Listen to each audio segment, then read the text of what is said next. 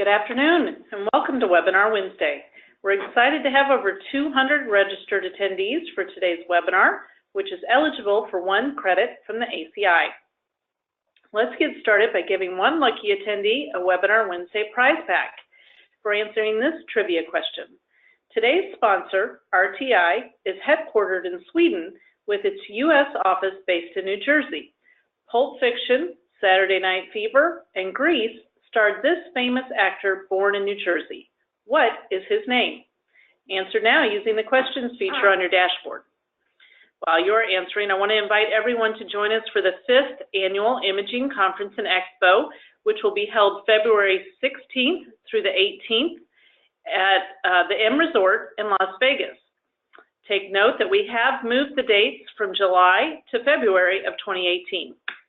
The ICE conference will bring imaging service professionals from across the nation to Las Vegas for 2 days of learning, networking, and the latest advances in imaging. Registration is now open. Details can be found at attendice.com. All right, and the winner of our Webinar Wednesday prize pack is George Scarlitas. Congratulations, George. The correct answer is John Travolta. Webinar Wednesday would like to thank our sponsor, RTI. RTI provides complete quality assurance solutions for all X-ray models and facilitates with click-and-go solutions for your X-ray QA. For more information, visit www.rtigroup.com. Our presenter today is Rob Morrison, Senior Applications and Product Specialist at RTI, who has over 30 years experience working with and for RTI in development, sales, and support of non-invasive test tools for non-invasive QA measurements of diagnostic imaging X-ray generator parameters. Rob, you may begin whenever you are ready. Thanks, Kristen. As you can see, today's title is Practical Dental X-ray QA Tips and Solutions from RTI. So, without any further ado, let me start here. And the first slide I've got coming up here is actually a very modern dental facility, a very new one. This is in Pendleton, Indiana. And as you can see down in the bottom right-hand corner, it's got a nice warm and friendly waiting room.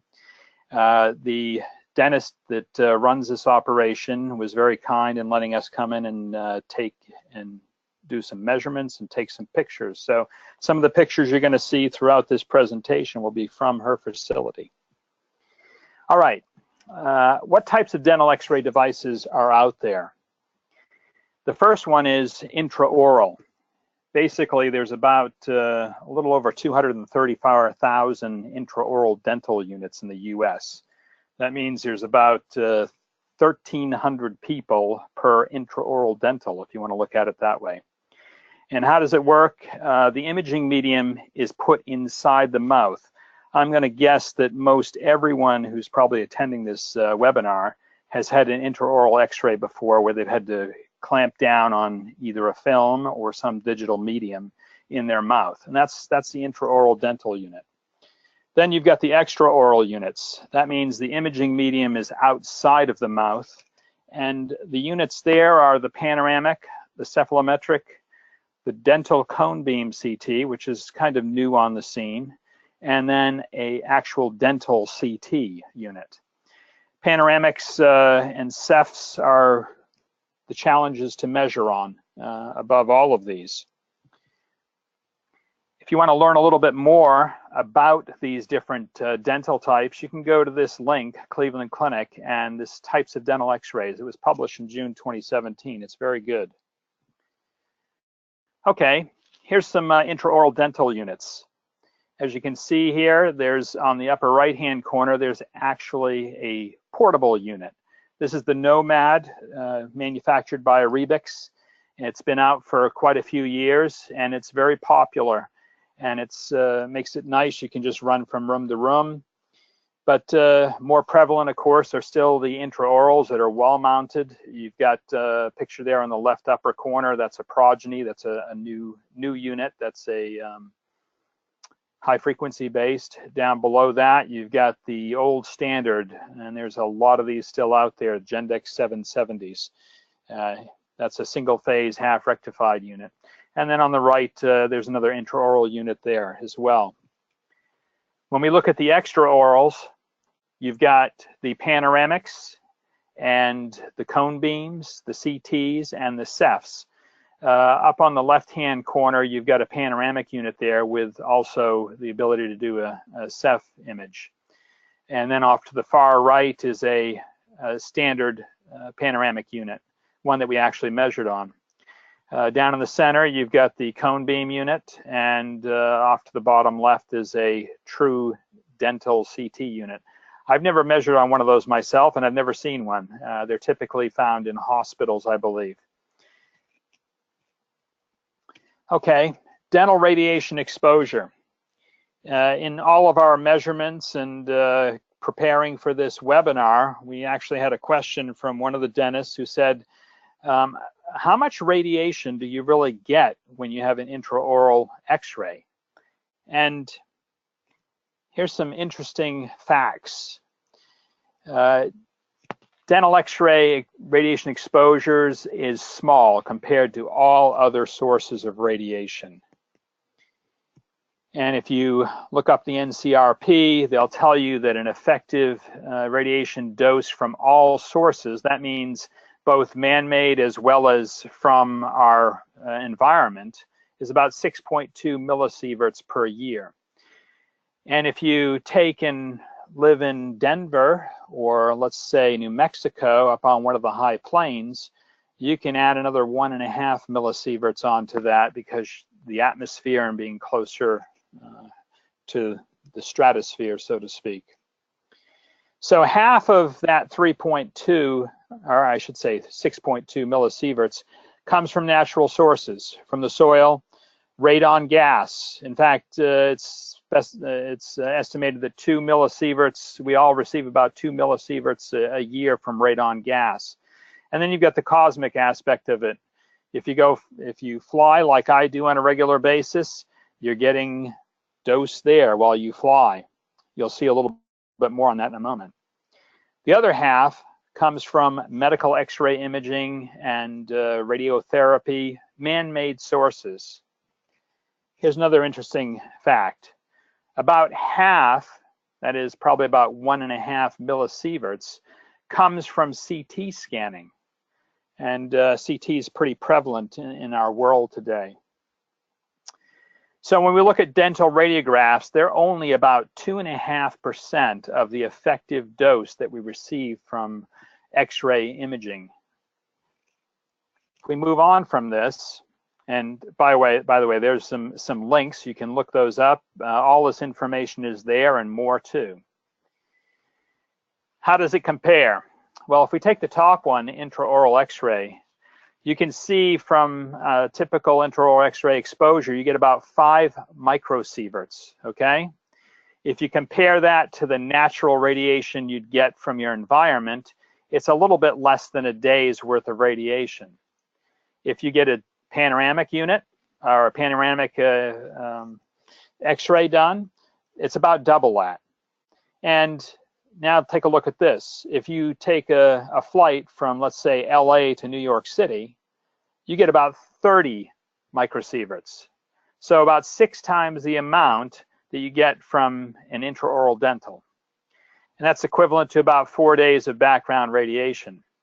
If you're like me, who flies probably on the average around 60 to 70,000 miles a year, I'm getting equivalent of close to 2 mammography exposures, so around 800 microsieverts. And then if you look down at the bottom of the list, if you were going to go get a CT for your heart, coronary computed tomography angiography, that's about 12,000 microsieverts, which is equivalent to about 4 years of natural radiation. So that hopefully gives you a little bit of a balance so you can see how much radiation you really do receive from dental x-rays. Okay, who should perform dental QA, or why should we perform dental QA, I should say.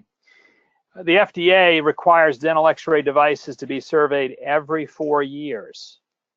And that happens when they get installed or on a 4-year basis, or if there are any changes that take replace. For instance, let's say you had to change out a tube.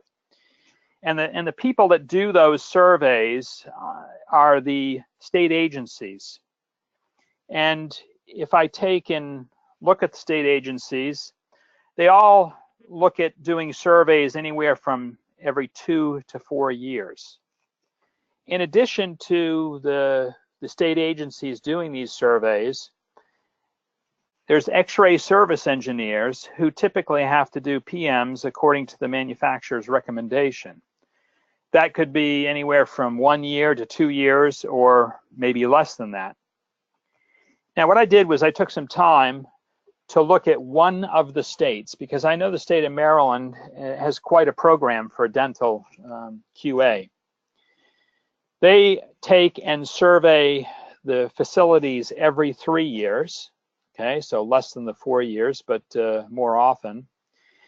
The radiation machine part of their inspection includes looking at the minimum patient exposure, looking at the operator protection, looking at the protective apparel available, lead aprons and so forth.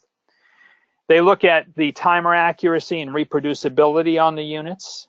They look at the exposure reproducibility. They look at the half value layer. They look at the field size. And then they look to see the latest preventive maintenance service report that's in the facility.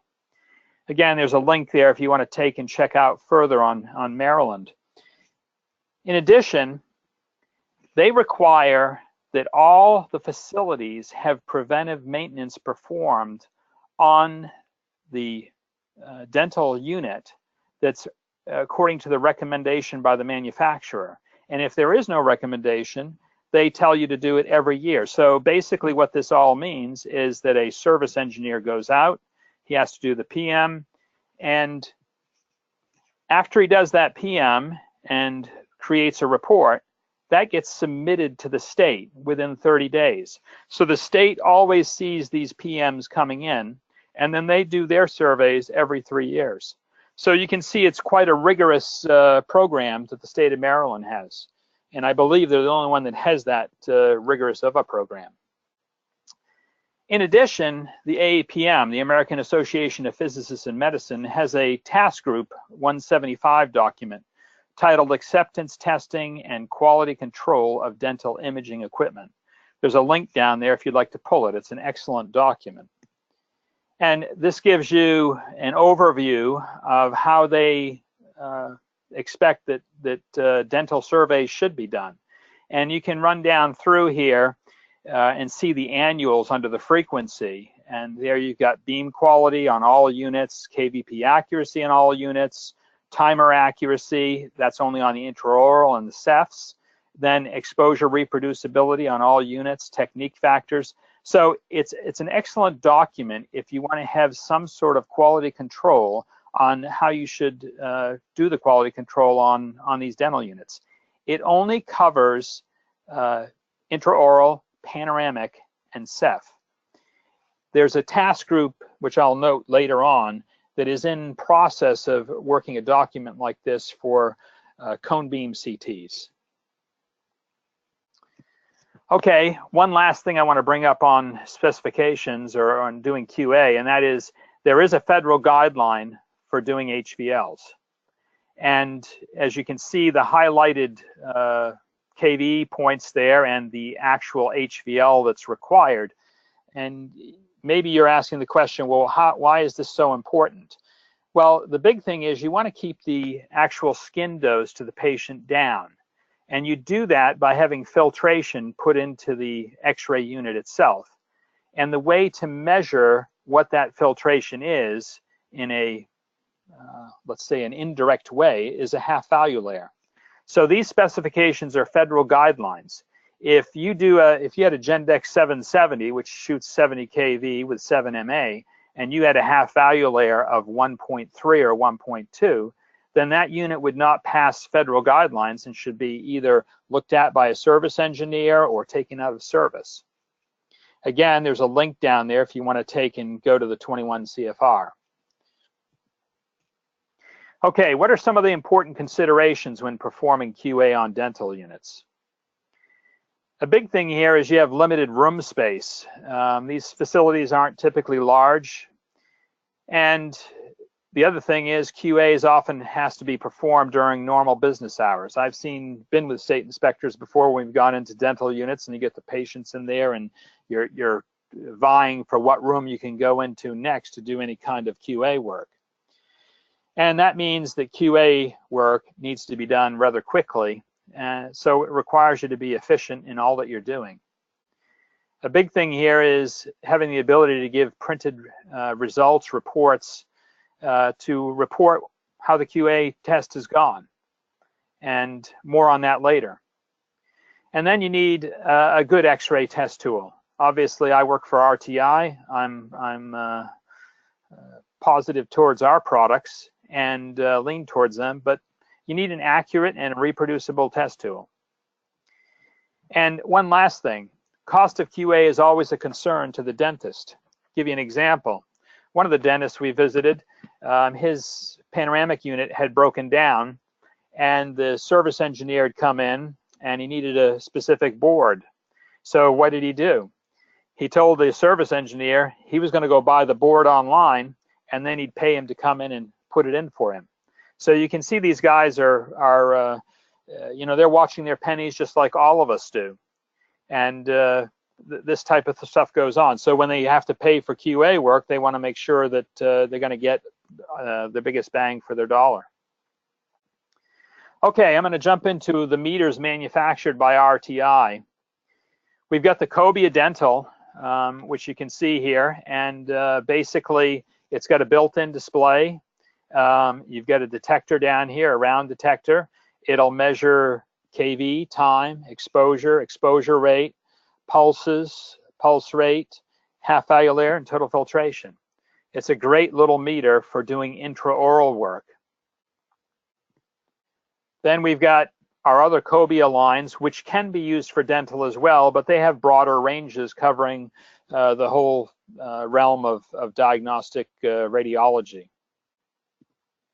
And then we've got our black Piranha, which is our flagship product. It's got built-in Bluetooth. It runs off a tablet. It's got reporting software and everything else. And one of the strengths is you're not only able to do intraoral, but you can also do panoramic. And that's a real important thing because panoramics only have like a 2mm wide beam. So if we look at our solutions in this grid, if you're going to do intraoral, you can do it with the Cobia Dental. You can do it with the Piranha.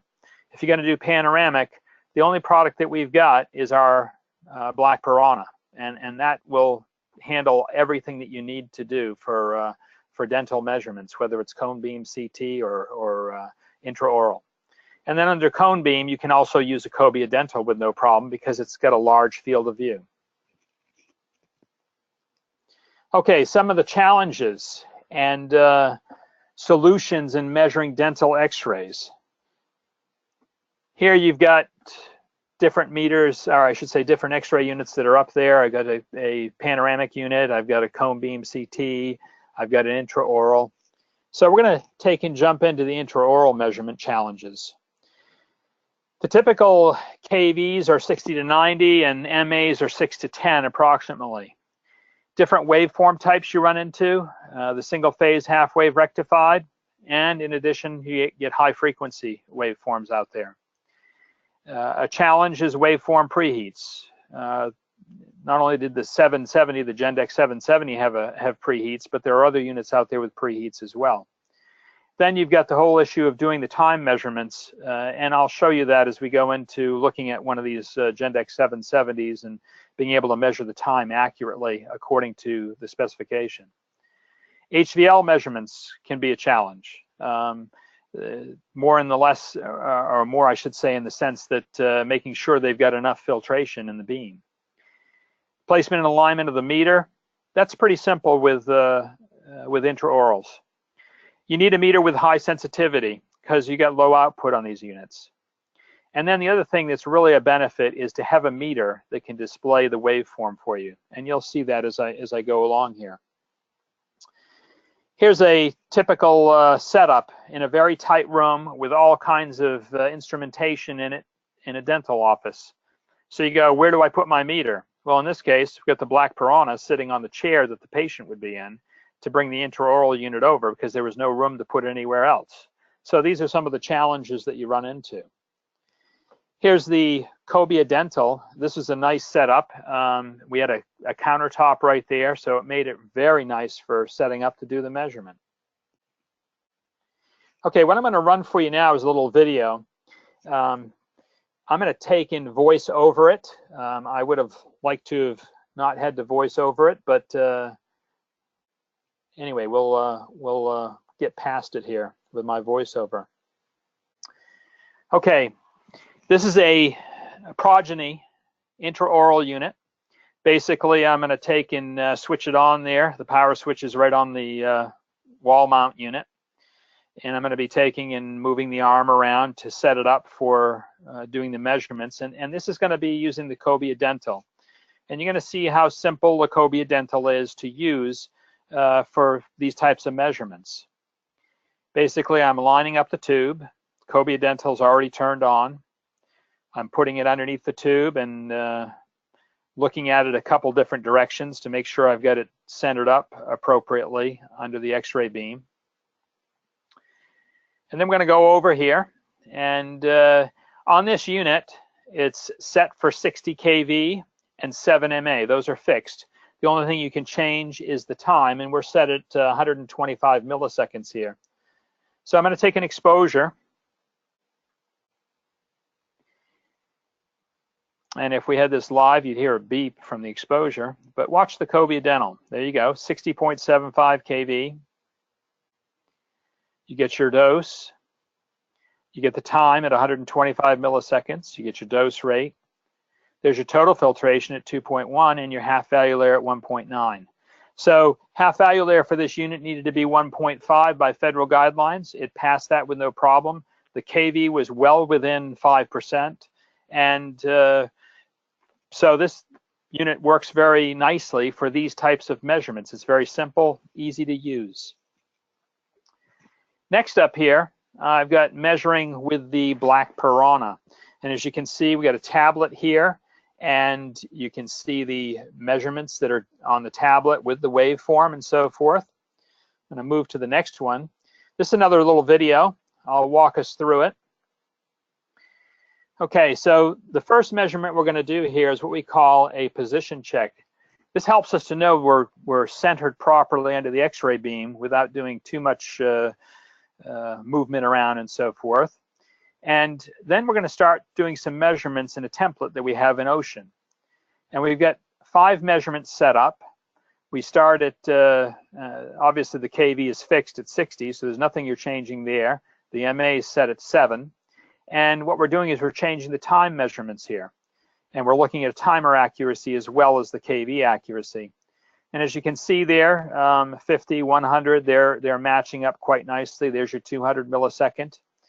And you can see the diff in percent for the kV and for the time. And you can look at your exposure output and how that's going. And then you've got your HVL, which you're able to take a look at that and see how that's responding as well. After those 5 exposures, we actually take 5 more, and these are all for reproducibility. We're looking at the reproducibility of the time, of the kV, and of the exposure. And those all have specifications upon them.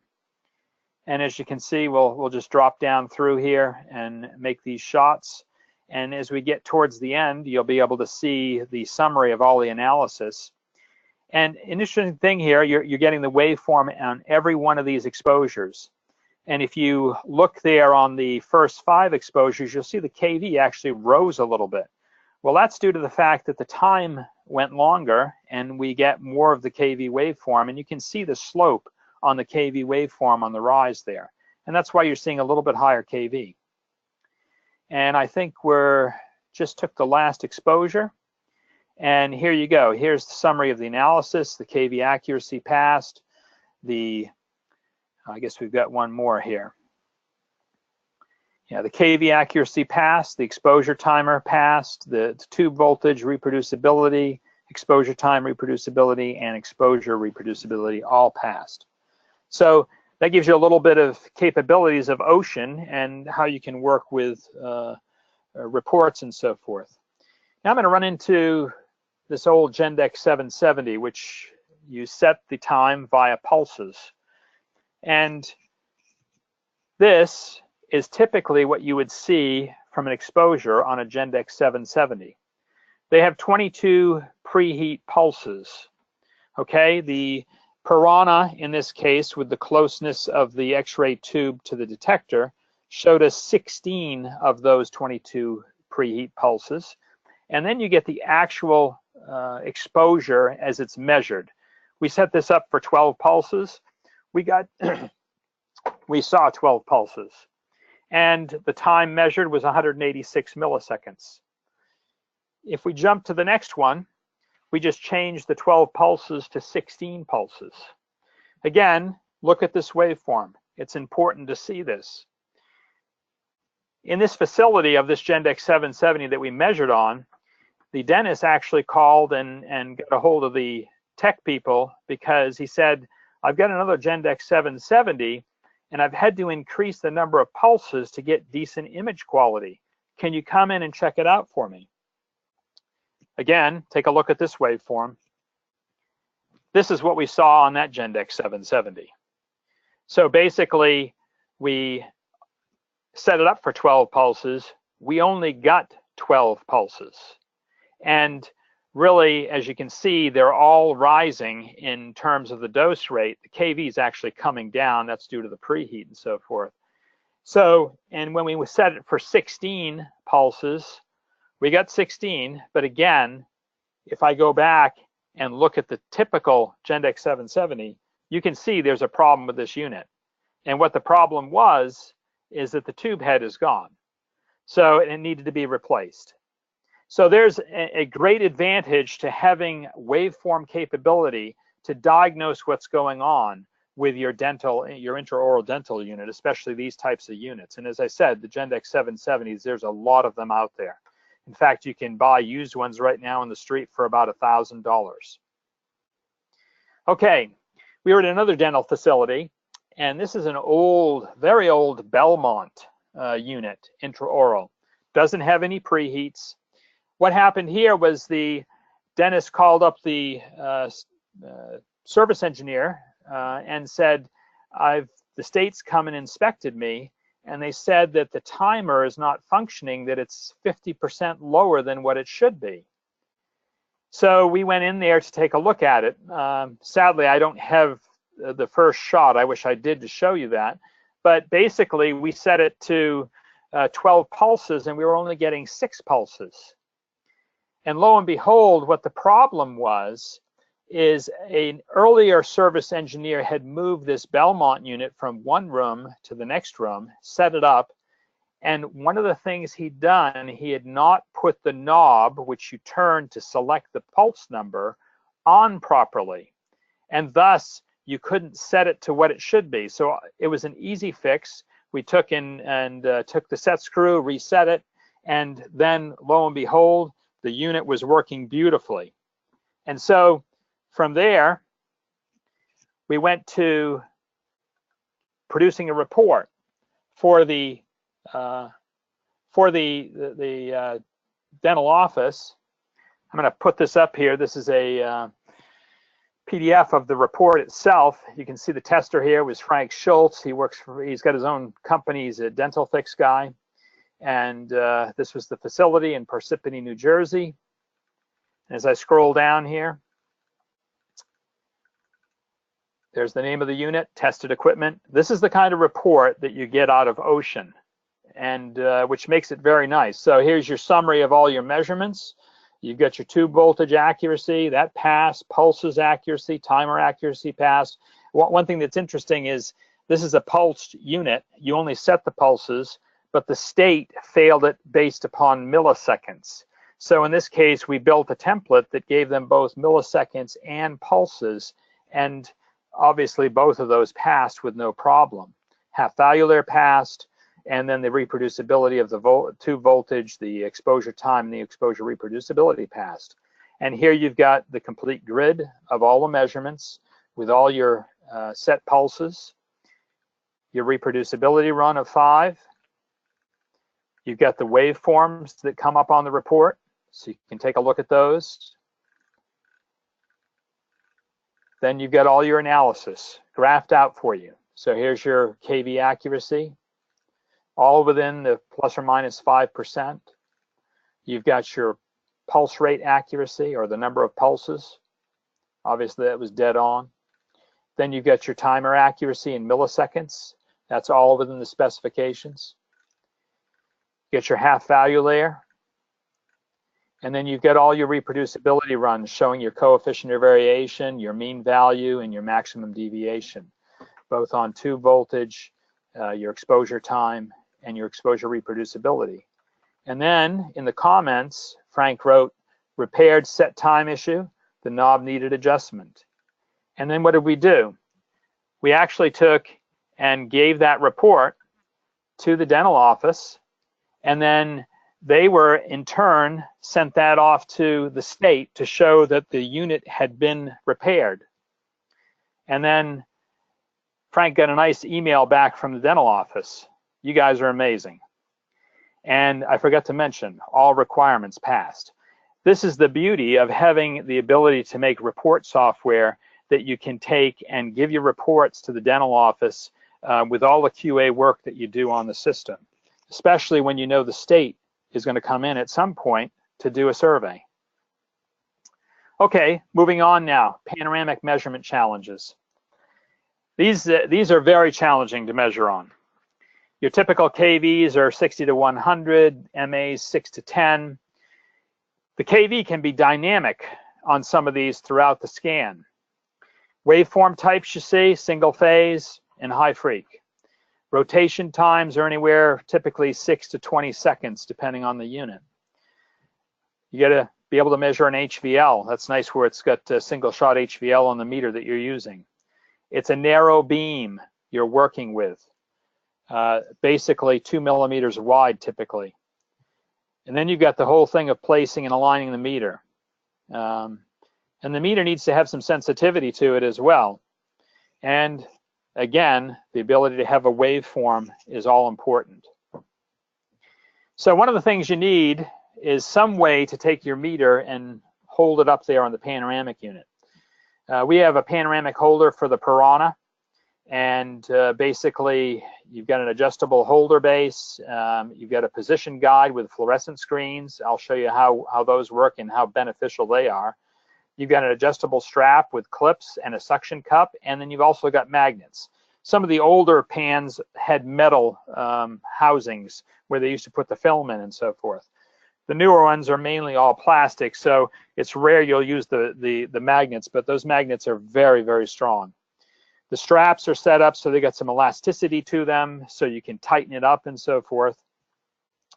So if you take a look at this, again, we're trying to line up here for a 2 millimeter wide beam. You got gravity working against you because you're trying to hold this thing on the side. You got hardware in the way. You can see the head holder, and there's a mouthpiece that we removed and so forth, because you got to have the area clean as the unit goes around so that it can be it can have the radiation hit it properly and not be covered in any way. You've got different size digital detectors. This is a larger one. I'll show you a smaller one here in a moment. So you get all different sizes, and some of them are tapered the wrong way, so you'd think the thing could just slip off the detector easily. And then the other thing is, how much light do you have? Because when you go to look at these fluorescing screens, you need to have it a little bit dark so you can see where that radiation is. This gives you an idea what the fluorescing screen can do for you. You can see the green on both of these. If I run my mouse here, you can see the green right here and right here on these two fluorescing screens. This is the detector on the Piranha. So that's what we're trying to do.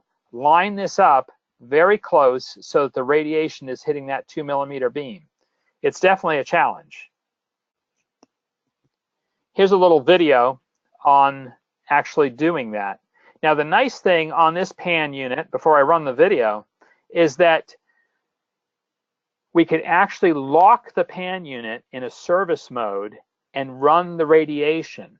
And that way it made it very easy to line up the Piranha and make sure we're lined up properly to do the measurement. It's much more difficult if you have to watch it as it goes around, trying to look and see the fluorescing screens. So here we go. You're going to see the screens light up. There they are. They've lit up. The radiation is on. And then you're going to see them go out as the radiation goes off.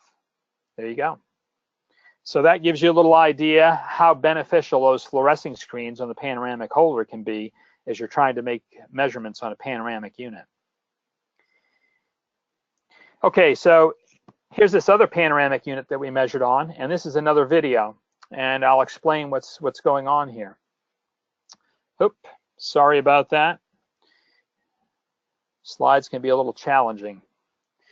Okay, so this is a panoramic PC4000 dental unit.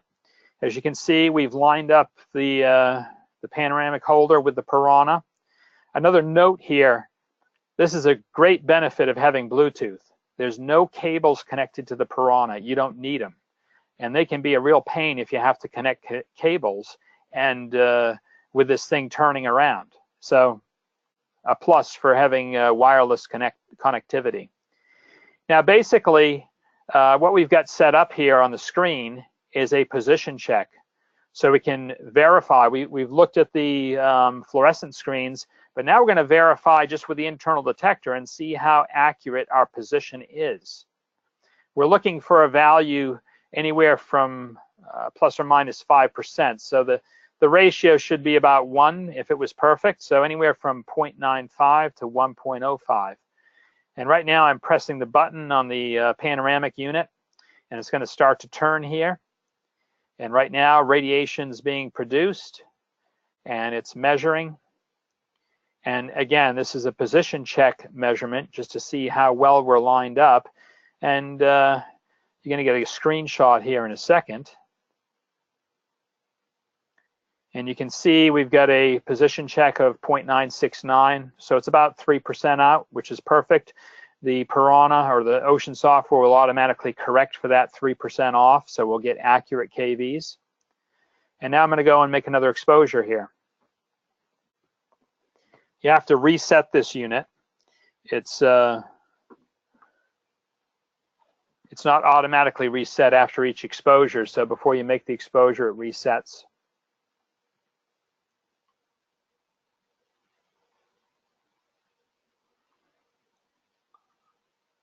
Push a few more buttons, step out of the room, and I'm going to start the process. You can see how tight these rooms are. There's not a whole lot of room to get in and out and so forth. So there our exposure is going, and now what's going to happen is the cameraman here is going to come up and he's going to actually show you what's happening. And you can see the KV there, and you can see the half value there, and voila, you've got the waveform. This is a single phase half rectified generator, and there you've got all your values. You get an HVL of 2.6, we're at 78.9, that was 80 kV setting, and a total filtration of 3. Okay, so here's another panoramic unit. This is one has a Ceph unit with it. A lot of pans do that. They put the Ceph with it as well. Cephs are used for taking images of the side of the face. And this is a Gendex, this is a mouthful, Orthoralix 9200. Okay, here's a little video of it running, okay? And you can see there's some motion in this one. There's also some other interesting things here that you're going to see in a moment. But as it goes around the back side of the head and everything, this unit does a little bit of a dance and so forth. And then the other thing about this unit is it automatically repositions itself after the exposure. So if I move on from here, another movie for you. This is that same unit, and now we're going to just look at the screen while we take the exposure. It's measuring right now. Watch the tube voltage. See how it climbs, and then it drops back down again. And this is a 12-second exposure on this.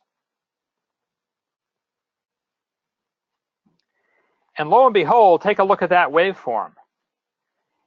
This is what I meant by some of these units actually are dynamic on their KV. Some of these units, as the tube goes around the back side of the head, because they're trying to get the image of the teeth all the way around the mouth, the KVs will increase and decrease. And in addition, your dose rate does that as well. So if we take a look at that up close, here you go. You can see on that center plateau, we're at 70.8 kV. The actual tube voltage that we measured was 65, although that was an average of all the kV across the system. And then you've got your dose rate waveform, and you've got your half value layer and your total filtration. But here you go. This is a high frequency unit, and it actually varies the kV as it does the measurement. Okay, then we've come to the Ceph measurement challenges. Again, the KVs are similar, MAs are similar, waveform types are similar, HVL measurements. Big thing here is sensitivity, because the Ceph unit, the head of the person is all the way out here. And so the tube is being used from the panoramic unit. This actually swings around, and you got a great distance here. So sensitivity is real important to be able to measure on this. So those are the things to take into account. We did not actually do any measurements on the Ceph unit. We didn't have time to do that, so I've got nothing to share here. Next up, we've got our dental cone beam CT units. And what are these units? In one sense, they're kind of glorified panoramic units, apart from the fact they're not narrow beam technology.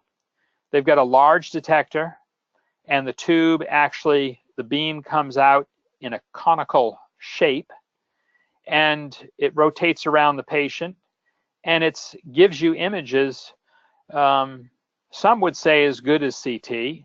Others would say it's not quite as good as CT, but they're very good images. And they're being used more and more in dental facilities, especially for guys doing periodontic work, dental surgeons and so forth, because they can see things like tumors and all that types of stuff, and see if teeth are impacted and everything. And these units are also used a lot by ENT people. So ear, nose, throat, these have become very popular in many places because it gives almost the capability of having a CT scanner in your facility.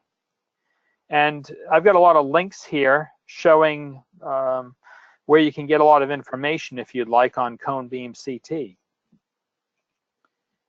I move over, there's a whole task group. As I told you before, there's the AAPM task group 175, which covered intraoral and panoramic and Ceph for quality control.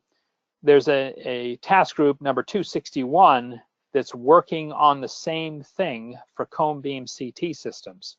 In fact, I sat in on the group meeting at the AAPM annual meeting this summer out in Denver, and a lot of different physicists involved, and a lot to cover here, because how do you measure these things? What do you do for the measurements?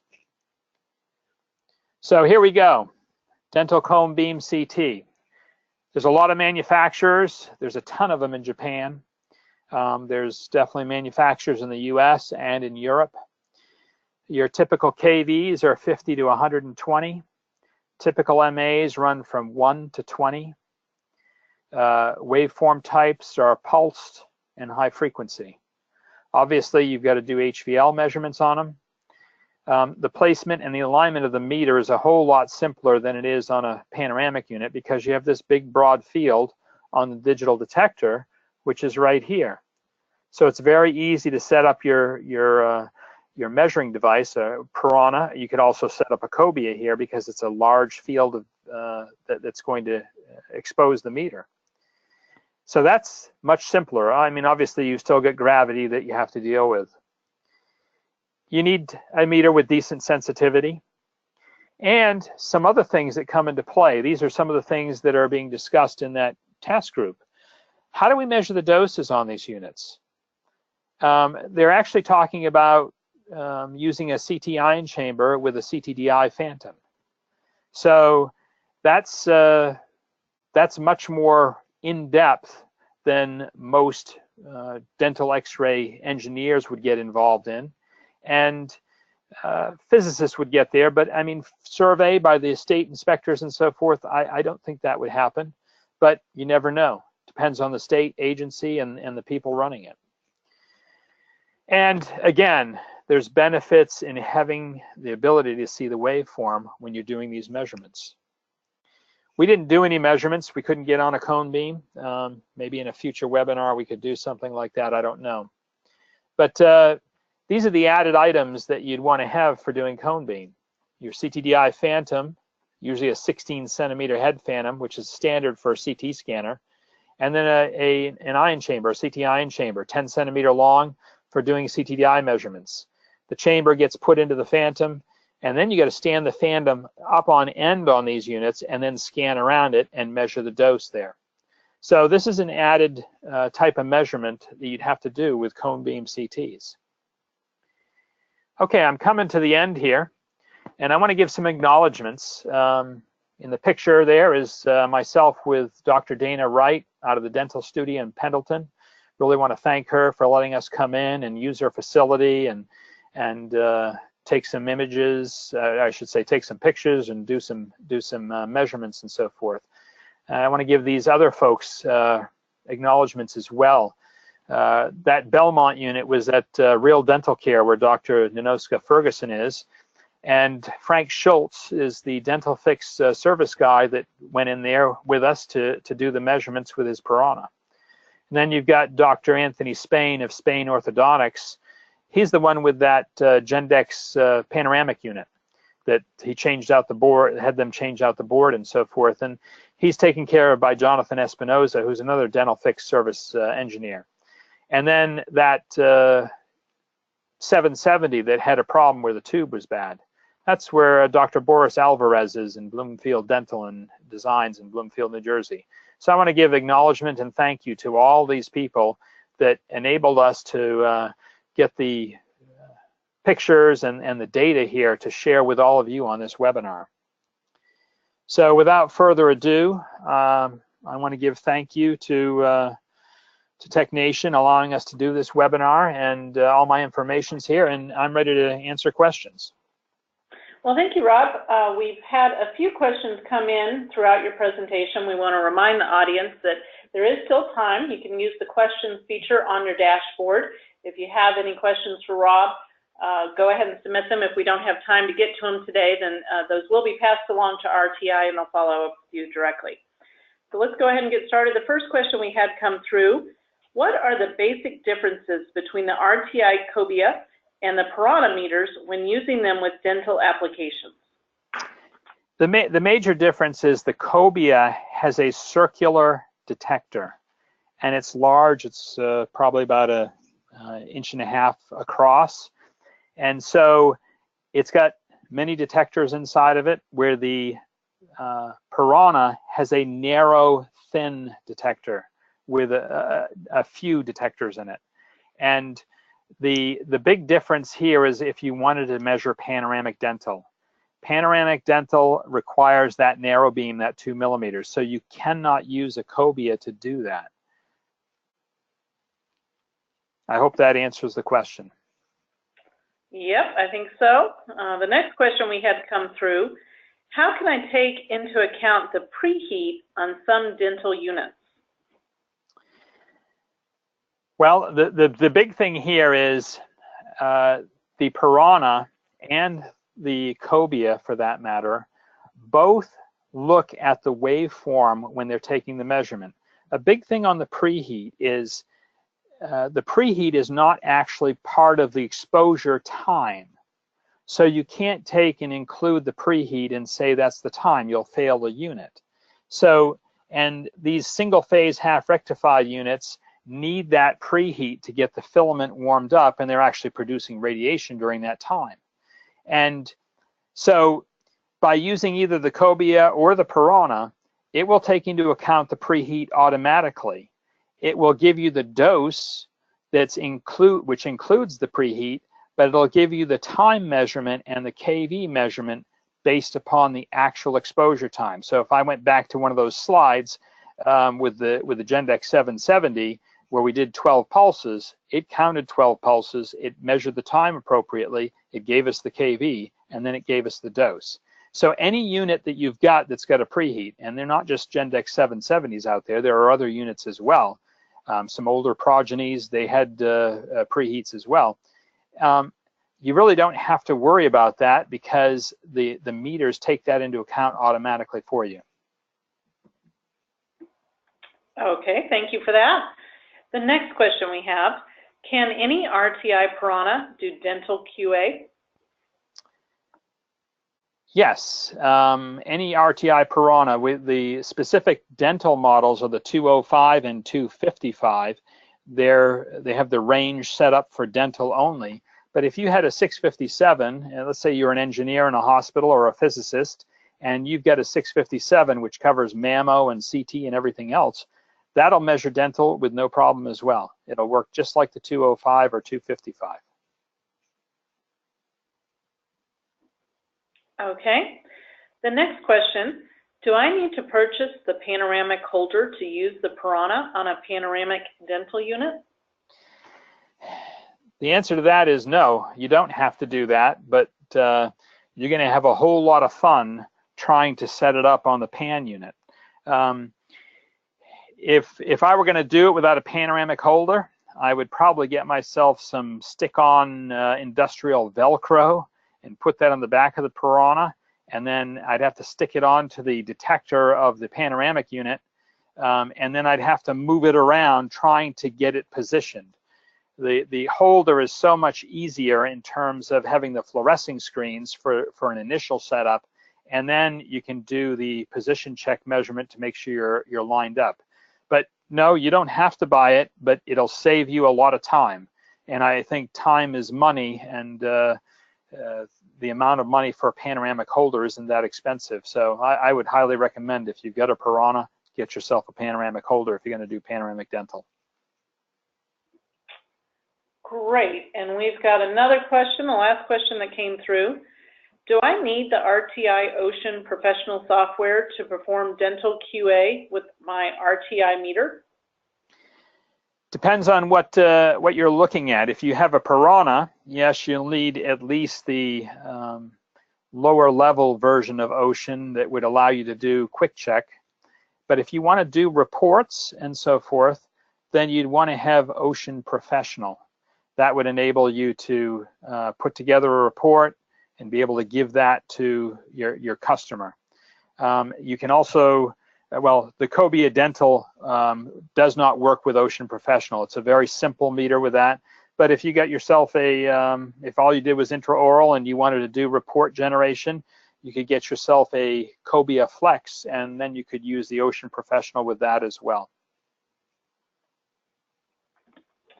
Great. Well, that wraps up our questions. If any others come through, like I said, we will send those through to RTI and they'll follow up with those directly. In closing today, we want to thank you, Rob, for your great presentation, and we also want to thank today's sponsor, RTI. One lucky attendee will win an Amazon gift card for completing the post-webinar survey, which will appear on your screen shortly. You must complete the survey to obtain your certificate of attendance. If you do not see the survey, please email us at webinar@mdpublishing.com. For more information about our upcoming webinars, please visit our website at onetechnation.com/webinars, and that's the number 1technation.com/webinars. Thanks again, everyone, and we'll see you next week.